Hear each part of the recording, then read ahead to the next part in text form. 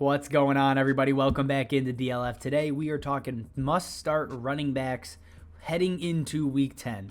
Now, we have 3 guys on the list. Before we get into it, though, again, if you like what we're doing, subscribe to the channel, guys. You have questions, you have comments, drop that stuff down below. Follow us on Twitter, right? Like the video, do the YouTube and the social media things.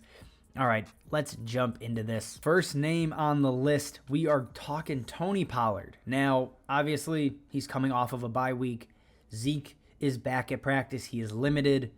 And the last time we saw Tony Pollard, it was him torching the Bears for a 33-point performance and looking like a superstar doing it. Now, we know Zeke is still going to get touches.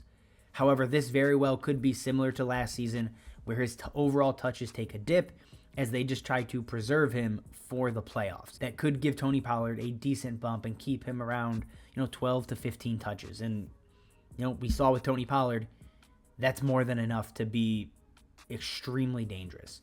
And when you look at the matchup, right, they're going against Green Bay, who admittedly is a very middle-of-the-road matchup in terms of just fantasy points allowed. But when you look at what they've done over the last month, they've allowed over 120 yards a game on the ground.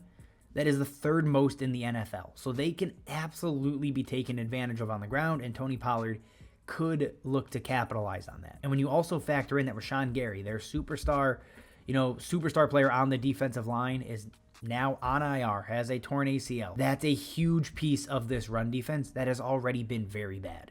So this is a game where Dallas could rush for 150, 175 yards, and you're going to be looking at Tony Pollard in a probably closer split than usual with Zeke as he looks to get healthy and they try to keep him healthy for the playoffs. So if you have Tony Pollard, I'm playing him as an RB2 again. Jumping over to our second running back here, we're talking DAndre Swift and kind of Jamaal Williams. Obviously, they both play Chicago this week, but the reason we're going to highlight Swift is he's been getting eased back for 2 weeks now, and Dan Campbell has said there has been no setbacks. He's going to give him more work this week. And here's the thing. DAndre Swift is still seeing his typical 4 to 5 targets a game. He's just not getting the work in the rushing game. And if there's ever a time, right, for them to start to work him back in a little more heavily in the run game, it's against Chicago. I mean, the Bears have just been abysmal against running backs, right? They've top 6 matchup over the last month.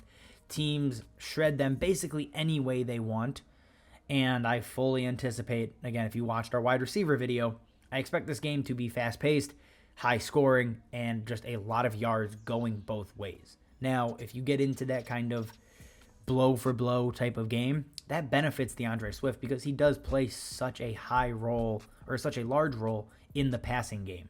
Now, when you look at Jamaal Williams, that's still extremely enticing as well. I'm going to play Jamaal Williams as a running back too. I'll play him over DAndre Swift if I have both. And that is because the Bears are allowing the 4th most points to running backs in the red zone over the last month. They're allowing just about 12 points a game in the red zone alone. And if you've watched the Lions and you've watched Jamaal Williams, you know that's where he is doing a ton of his damage right now. Right? He is just hammering touchdowns home every single week.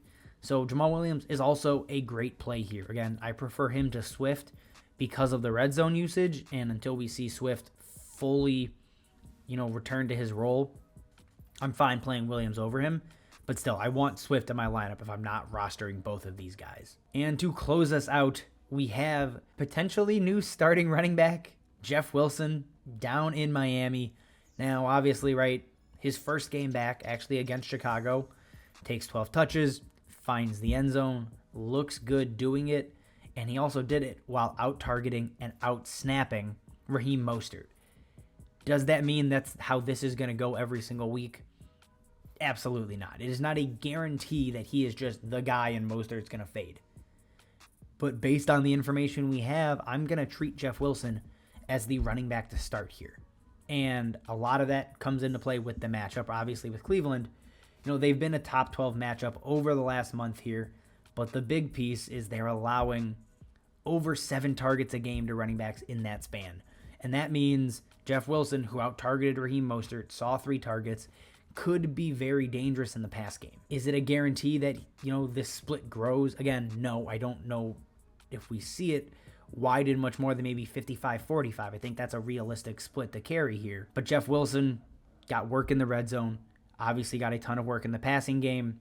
I'm going to go back to him as, a low-end RB2, potential flex play. I'm going to trust Jeff Wilson again against Cleveland this week as the 1A in this Miami backfield. All right, guys, that is all I have for you. Again, if you like what we're doing, subscribe, questions, comments, drop it down below. As always, thank you for watching, and we will see you next time.